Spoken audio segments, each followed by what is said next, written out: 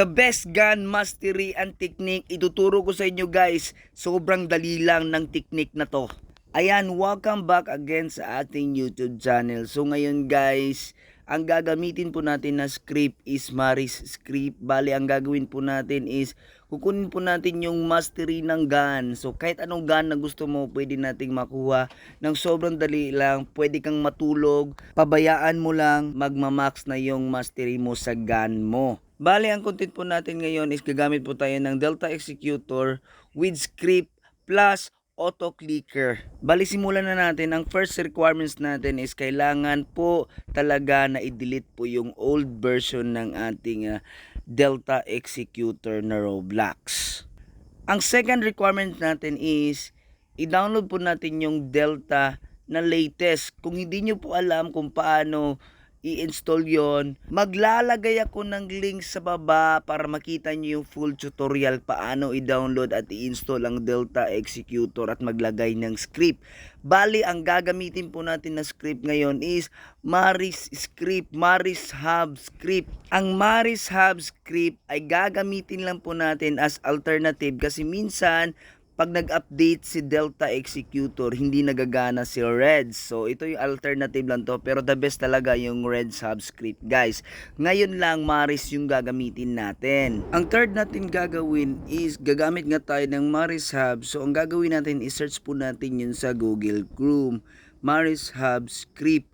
And then, makikita nyo po dyan, i-click nyo po yung pinakauna and then scroll down. Meron po kayong makikita na copy. Ika-copy po natin yan at ipipaste po natin yan doon sa ating Delta Executor. Sabi ko nga, mayroong tutorial yan, ilalagay ko dyan sa baba kung paano maglagay ng script. Bali, pang-apat natin na steps, open po natin yung Play Store at search po natin yung auto clicker.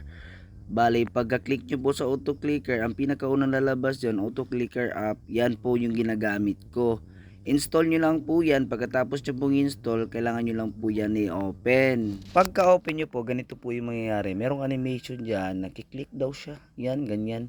And then, merong ads. Ang gagawin po natin is, i-X lang po natin yung ads na yan.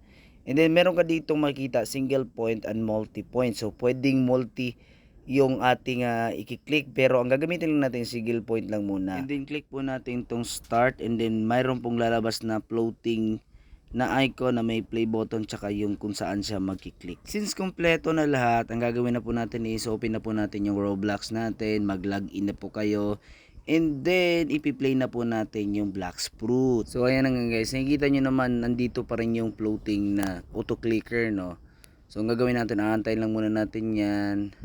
Sorry, na-click ko yung settings. Ilan mo lang yun pag ganun. And then antay lang po tayo. Syempre, matagal, Delta Executor. Ayan, so syempre click natin yung pirate kasi pirate tayo, and then antayin po natin lalabas yung Delta Executor, no? Patience lang. Ayan, antayin po natin. Lalabas na yan, ayan, please wait. And then sa home dito, ayan, bali dito sa may bahay guys, dyan natin i-upload yung ating kinapi kanina na Maris Hub script. And then execute mo lang yan.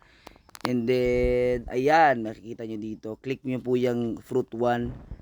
Okay, script fruit 1. So, Maris Hub, ayan, lalabas yung ganyan. And then, general tayo, siselect na tayo ng weapon, gun ang gagamitin natin kasi nga gun yung content natin ngayon.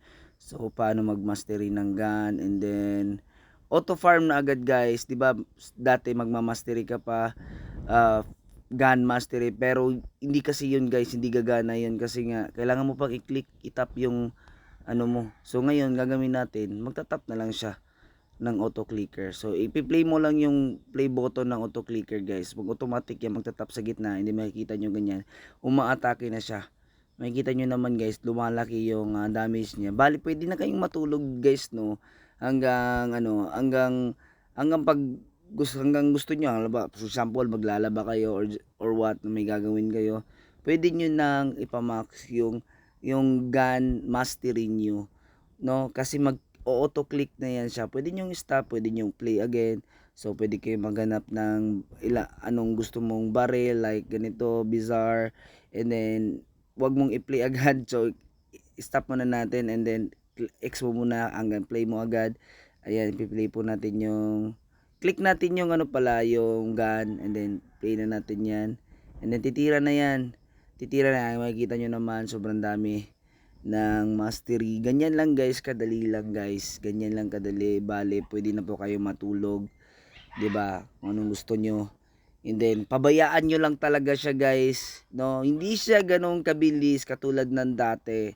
Kasi nga, merong gun mastery at gumagana siya ng maayos. Sa ngayon kasi, hindi siya gumagana ng maayos lahat ng gun mastery. Ang nangyayari kasi guys, pinapatay ng ating melee. Tapos, maglalasit dapat yung gun. Pero, hindi siya naglalasit. Kailangan nyo pang i-click, itatap yung screen. Hindi siya nag-automatic skill. Hindi. Kaya, ang kailangan po natin gawin, gagamitan po natin siya ng auto-clicker. Syempre, para mas mabilis po itong ganito is kailangan po natin baguhin yung stats natin, no? Ilagay po natin sa gun yung stats natin, gun, defense, at saka melee.